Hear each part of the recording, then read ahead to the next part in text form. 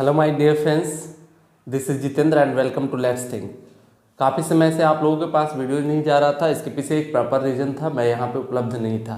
But अब मैं यहाँ रेगुलर कंटिन्यू वीडियोस आप लोगों के लिए प्रोवाइड करता रहूँगा। जैसा कि आप लोग टॉपिक पे यहाँ देख रहे हो हेडिंग में, अब विद्युतीय क्षेत्र तथा उसकी तीव्रता, मतलब कैसे हम विद्युतीय क्षेत्र निकालेंगे। अगर कोई मान लिया जाए चार्ज पार्टिकल दिया हुआ है, आवेश दिया हुआ है, तो हम जानते हैं कि उस आवेश के चारों तरफ क्या होता है, तो एक क्षेत्र क्रिएट होता है, एक फील्ड क्रिएट होता है।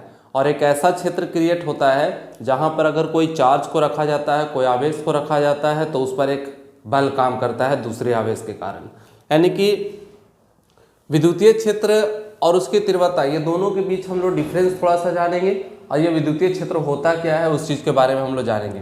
तो नॉर्मल सेंस में अगर बात करें तो विद्युतीय क्षेत्र एक इलाका होता है, एक क्षेत्र होता है, एक ऐसा रीजन होता है जहाँ पर अगर कोई दूसरे चार्ज को रखेंगे तो उस पर एक बल लगेगा, एक फोर्स लगेगा। ठीक है, तो यहाँ पे देखिए लिखा हुआ है विद्युतीय क्षेत्र के बारे में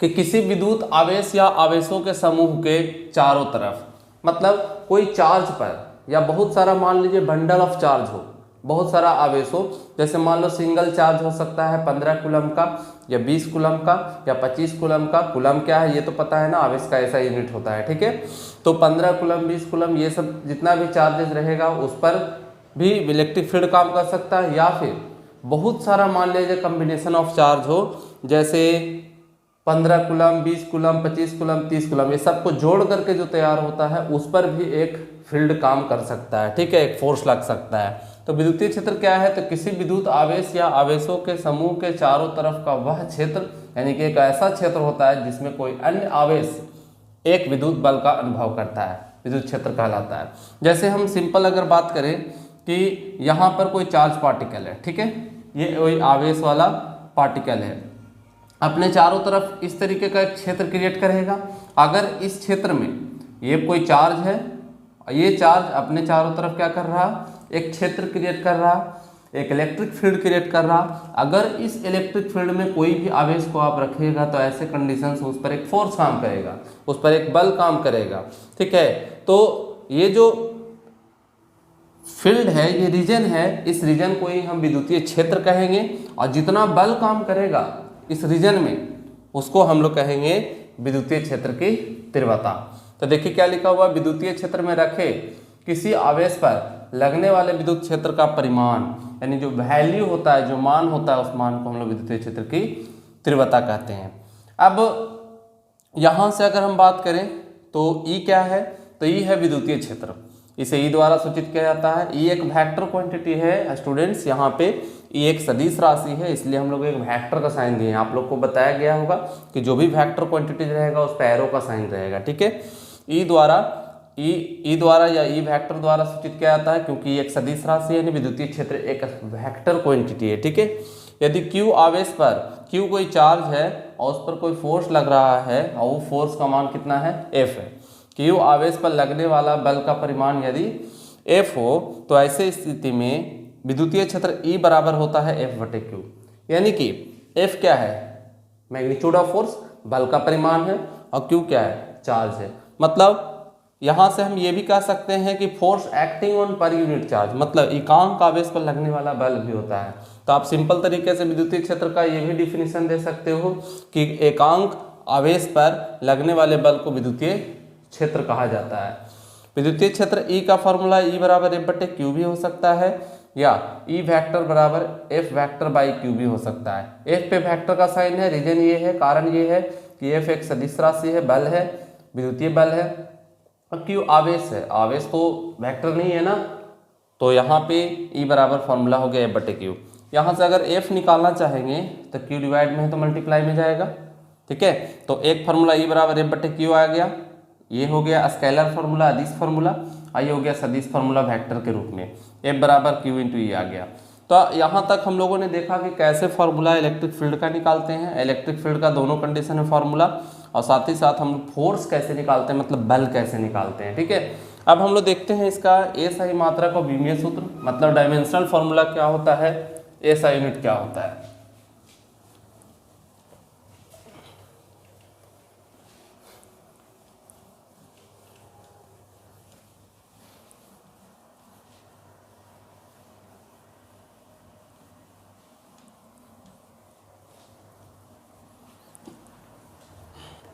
देखिए यहाँ पे SI यूनिट विद्युतीय क्षेत्र का, किसका विद्युत निकालना है, विद्युतीय क्षेत्र का, विद्युत क्षेत्र का। तो विद्युत क्षेत्र का ऐसे यूनिट क्या है, तो बल्ब E बराबर फॉर्मूला है F/Q, तो F का हो जाएगा न्यूटन और Q का हो जाएगा कूलम, या इसी को लिखेंगे Nc-1। ठीक है। इसका डायमेंशनल फॉर्मूला, विद्युतीय क्षेत्र को इसे लिखते हैं, तो डायमेंशनल फॉर्मूला हो जाएगा फोर्स मतलब बल का, और नीचे चार्ज मतलब आवेश का। फोर्स का हो जाएगा mL/T-2, बल का होता है विमीय सूत्र, याद रखना होगा। चार्ज का क्या होगा AT। 11th क्लास में ये सब किया हुआ है, और जो भी आप लोग पहले वीडियोज नहीं देखे हो, कूलम का नियम हो गया या फिर क्वांटमीकरण का, तो आप मेरे प्लेलिस्ट में जाइए और वहाँ से आप देख सकते हैं। ठीक है, उसका वीडियो बनाया हुआ है पहले से। तो E का विमीय सूत्र यहाँ पे क्या आ जाएगा, तो E का विमीय सूत्र आ जाएगा mL/T-2, और T ऊपर चला जाएगा T-3, और क्या A-1। M है, L है, T-2 है, एक पावर ऊपर जाएगा -3 और A पर पावर -1। चलिए ये आ गया विमीय सूत्र किसका, इलेक्ट्रिक फील्ड का। एक बात और समझिए कि विद्युतीय क्षेत्र का जो होता है दो प्रकार का होता है बाबू। इलेक्ट्रिक फील्ड का जो फॉर्म होता है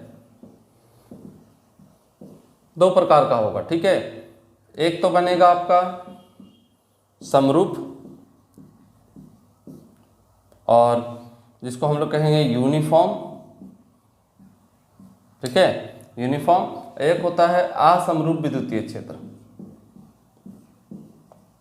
असमरूप विद्युत क्षेत्र, जिसको हम लोग कहते हैं non uniform, non uniform electric field, non uniform electric field. देखिए यहाँ पे भी लिख लीजिएगा समरूप विद्युतीय क्षेत्र मतलब यूनिफॉर्म इलेक्ट्रिक फील्ड, यहाँ हम थोड़ा शॉर्ट लिख दिए हैं। असमरूप विद्युतीय क्षेत्र नॉन यूनिफॉर्म इलेक्ट्रिक फील्ड। होता क्या है कि अगर हम इसको फिगर से समझें तो ये देखिए इस तरीके का इसमें फिगर बनेगा। इनके बीच की दूरी जो हमेशा होती है वो समान होती है। अगर आप इस फिगर को देख सकते हैं तो दूरी हर जगह क्या है, समान होगा। और यहाँ पे अगर आप देखें तो कुछ इस तरीके का रहेगा। ये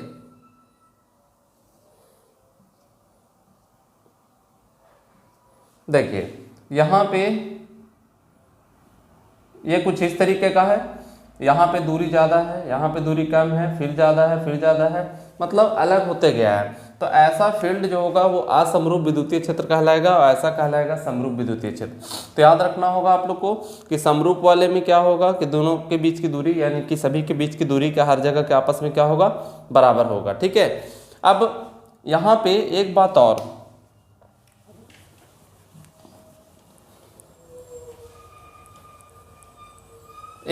अगर हम बोले कि अगर डिफिनीशन देना हो तो क्या बोलेंगे, समरूप विद्युतीय क्षेत्र को अगर परिभाषा देना हो तो क्या बोलेंगे, वैसा विद्युतीय क्षेत्र, वैसा विद्युतीय क्षेत्र जिनके बीच की दूरी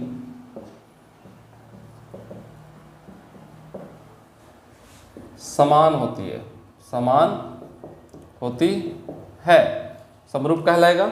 और असमरूप विद्युतीय क्षेत्र क्या होगा, तो असमरूप विद्युतीय क्षेत्र में शॉर्ट में लिखा हुआ है असमरूप विद्युतीय क्षेत्र, वैसा विद्युतीय क्षेत्र जिनके बीच की दूरी, या फिर कह सकते हो कि विद्युतीय क्षेत्र का परिमाण, विद्युतीय क्षेत्र का परिमाण समान नहीं होता,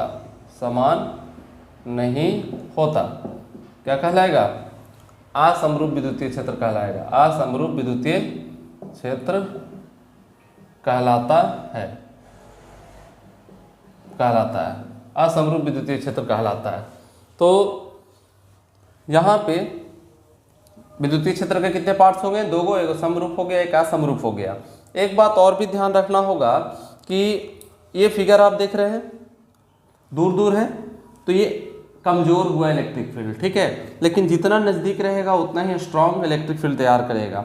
यानी कि इस फिगर को हम चाहे तो ऐसे भी बना सकते हैं, काफ़ी नज़दीक नज़दीक हम इसको बना सकते हैं, ये तो ये स्ट्रॉन्ग है, कहेगा कि दोनों में से कौन स्ट्रॉन्ग है, कौन मजबूत विद्युतीय क्षेत्र तैयार कर रहा है, तो ये वाला मजबूत विद्युतीय क्षेत्र तैयार कर रहा है, लेकिन ये वाला कमजोर विद्युतीय क्षेत्र तैयार कर रहा है। इसको कहेंगे समरूप और इसको क्या कहेंगे, असमरूप। फिगर आपको ऐसा भी देखने को मिलेगा, ये देखिए, देखिए इनके बीच की दूरी ज़्यादा है, यहाँ पे बीच की दूरी क्या है, कम है, मतलब इसमें दूरियाँ चेंज हो रही है, मतलब विद्युतीय बल के परिमाण में परिवर्तन आ रहा है, उसके वैल्यू में परिवर्तन आ रहा है, इसलिए उसको हम क्या बोलेंगे, असमरूप विद्युतीय क्षेत्र कहेंगे। तो ये विद्युतीय क्षेत्र का दो पार्ट हुआ, समरूप विद्युतीय क्षेत्र और असमरूप विद्युतीय क्षेत्र।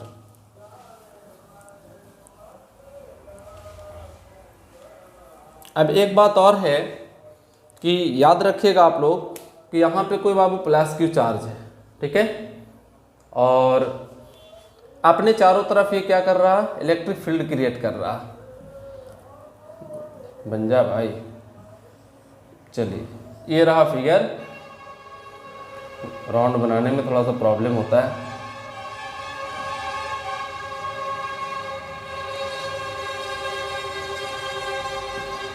चलिए मान लेते हैं यहाँ पे ये है, तो ये प्लस क्यू है, ये कोई चार्ज है, अपने चारों तरफ क्या कर रहा है, एक इलेक्ट्रिक फील्ड क्रिएट कर रहा है, एक विद्युतीय क्षेत्र क्रिएट कर रहा है, और यहाँ पे विद्युतीय क्षेत्र में हम एक छोटा सा चार्ज रखे हैं प्लस क्यू, तो क्या करेगा, इसके कारण इस पर एक फोर्स लगेगा, किधर की तरफ फोर्स लगेगा, इधर की तरफ लगेगा, क्योंकि प्लस प्लस विकर्षण होता है, ये वाला आवेश इस पर क्या करेगा, एक बल लगाएगा, नहीं धक्का देगा, तो फोर्स कहने की ओर लगेगा, इधर की ओर लगेगा। तो याद रखिएगा ये जो प्लस क्यू है, इस प्लस क्यू को हम लोग कहते हैं सोर्स चार्ज। सोर्स चार्ज ये सब पूछता नहीं है एग्जाम में, बस छोटे छोटे पार्ट से जो आप लोग को याद रखना होगा। और ये जो प्लस क्यू छोटा वाला जो दिख रहा है, इसको कहेंगे टेस्ट चार्ज। क्या कहेंगे, टेस्ट चार्ज। यानी कि अगर कोई परिभाषा पूछे कि सर सोर्स चार्ज किसे कहेंगे, टेस्ट चार्ज किसे कहेंगे, तो सोर्स चार्ज बोला जाता है जो इलेक्ट्रिक फील्ड उत्पन्न करता है, जो विद्युतीय क्षेत्र उत्पन्न करता है। तो विद्युतीय क्षेत्र कौन उत्पन्न कर रहा है, ये वाला, और इसके द्वारा प्रभावित कौन हो रहा है, ये वाला। तो जो प्रभावित होता है उसको हम लोग कहते हैं टेस्ट चार्ज। मतलब सोर्स चार्ज एक ऐसा चार्ज होता है जो विद्युतीय क्षेत्र को उत्पन्न करता है, जो विद्युतीय क्षेत्र को उत्पन्न करता है। टेस्ट चार्ज क्या होता है, टेस्ट चार्ज एक ऐसा चार्ज होता है जो विद्युतीय क्षेत्र के द्वारा, जो उस विद्युतीय क्षेत्र के द्वारा प्रभावित होता है। इसके द्वारा देखिए ये प्रभावित हो रहा है, तो इसको हम लोग टेस्ट चार्ज बोलेंगे, और ये उत्पन्न कर रहा है इसलिए हम इसको क्या बोलेंगे, सोर्स चार्ज बोलेंगे। ठीक है, तो ये रहा विद्युतीय क्षेत्र का कुछ कहानी। अब हम लोग देखते हैं कि विद्युतीय क्षेत्र का मान किसी बिंदु आवेश के कारण क्या होगा, यानी कि अगर एक छोटा सा पॉइंट चार्ज दिया हुआ हो तो हम वैसे स्थिति में विद्युतीय क्षेत्र का मान कैसे निकालेंगे। ठीक है, और एक बात ये ध्यान रखिएगा कि विद्युतीय क्षेत्र का जो दिशा होगा हमेशा फोर्स की दिशा में होगा। क्या होगा, फोर्स के लगने वाले बल की दिशा के होगा। इसी कारण से जब हम फॉर्मूला निकाले थे ई बराबर F/Q आ रहा था, तो यहाँ पे हम वेक्टर दे रहे थे, तो ई का दिशा किसके दिशा पे डिपेंड करेगा, एफ के दिशा पे, माने जिन्हें फोर्स की दिशा होगा उन्हें इलेक्ट्रिक फील्ड का दिशा होगा। ठीक है, चलिए अब हम लोग देखते हैं क्या किसी बिंदु आवेश के कारण विद्युतीय क्षेत्र कैसे निकाला जाता है। देखिए किसी बिंदु आवेश के कारण कैसे हम लोग विद्युतीय क्षेत्र निकालेंगे। ठीक है, लेकिन उससे पहले एक बात और भी उस टॉपिक में इंक्लूड करिएगा विद्युतीय क्षेत्र में, कि अगर कोई पॉजिटिव चार्ज रहेगा, ठीक है, अगर कोई पॉइंट पॉजिटिव चार्ज है तो याद रखिएगा इलेक्ट्रिक फील्ड इसका बाहर की तरफ होता है, रेडियली आउटवर्ड होगा। किधर को होगा, रेडियली आउटवर्ड। अगर कोई पॉइंट नेगेटिव चार्ज है तो ऐसी स्थिति में इसका विद्युतीय क्षेत्र किधर की ओर होगा, अंदर की ओर होगा, radially inward. Point positive charge से विद्युतीय क्षेत्र का जो दिशा होगा वो बाहर की ओर होगा, रेडियली आउटवर्ड होगा, और पॉइंट नेगेटिव चार्ज से जो विद्युतीय क्षेत्र की दिशा होगा रेडियली इनवर्ड होगा। ठीक है, किसी बिंदु आवेश के कारण अब हम लोग विद्युतीय क्षेत्र निकालेंगे। तो मान लेते हैं कि Q कोई टेस्ट चार्ज है और ये ये कोई सोर्स चार्ज है, ये कोई टेस्ट चार्ज है। तो इसके कारण कह रहा कि किसी बिंदु आवेश के कारण विद्युतीय क्षेत्र निकालें, तो बिंदु आवेश कौन है, Q है, और इसको कारण हमको P पॉइंट पे बताना है कि कितना मान होगा। जैसे हम लोग तो परिभाषा पढ़ी कि एक ऐसा फील्ड होता है, एक ऐसा क्षेत्र होता है जिस क्षेत्र को किसी आवेश के कारण निकाला जाता है। मैंने अगर कोई आवेश है तो उसके चारों तरफ एक फील्ड क्रिएट होगा, एक क्षेत्र क्रिएट होगा, और उस क्षेत्र को हम लोग क्या कहते हैं, विद्युतीय क्षेत्र कहते हैं। तो जब हम उस विद्युतीय क्षेत्र में रखेंगे तो कितना इलेक्ट्रिक फील्ड काम करेगा, कितना विद्युतीय क्षेत्र काम करेगा, वो हम कैसे निकालेंगे। तो उसको निकालने के लिए देखेंगे हम लोग। तो सबसे पहले P बिंदु पर Q पर लगने वाला Q के कारण बल, मतलब इसके कारण इस पर क्या होगा, फोर्स काम करेगा। ये प्लस Q के कारण सोर्स चार्ज टेस्ट चार्ज पर एक फोर्स लगाएगा, और फोर्स का फॉर्मूला क्या होता है, 1/4 pi epsilon not Q1 Q2 बटे R²। तो 1/4 पाई एप्सिलॉन नॉट Q1 का मान हो गया ये प्लस Q, Q2 का मान हो गया ये वाला Q, और डिवाइडेड बाई इसके बीच की दूरी, दूरी कितना है, R है, तो R का स्क्वायर हो गया। Q बिंदु आवेश के कारण P बिंदु पर लगने वाला विद्युतीय क्षेत्र, Q बिंदु आवेश के कारण P बिंदु पर लगने वाला विद्युतीय क्षेत्र कितना होगा, तो विद्युतीय क्षेत्र को हम लोग E से लिखेंगे, और E बराबर फॉर्मूला होगा F/Q। ठीक है, अब यहाँ से F का मान, E का फॉर्मूला हम लोग पहले पढ़ चुके हैं, यहाँ से हम लोग F का मान बैठाएंगे ये वाला, तो देख लिया जाए। इलेक्ट्रिक समीकरण फर्स्ट से हम लोग चले, समीकरण फर्स्ट क्या है, तो समीकरण फर्स्ट है ये वाला, तो E बराबर 1/4 pi epsilon not Q into Q बटे R², ये वाला वैल्यू बैठा दिए, और बटा में Q, तो यहाँ से Q से Q कैंसिल होगा। ठीक है, Q से Q, E बराबर 1/4 पाई एप्सिलॉन नॉट, Q से Q कट जाएगा तो बचेगा Q बटे R²। ये आ गया किसी बिंदु आवेश के कारण, किसी बिंदु आवेश के कारण यही विद्युतीय क्षेत्र का व्यंजक है, क्षेत्र का व्यंजक है। Means this is the expression for electric field due to a point charge. किसी बिंदु आवेश के कारण ये फॉर्मूला आया विद्युतीय क्षेत्र का।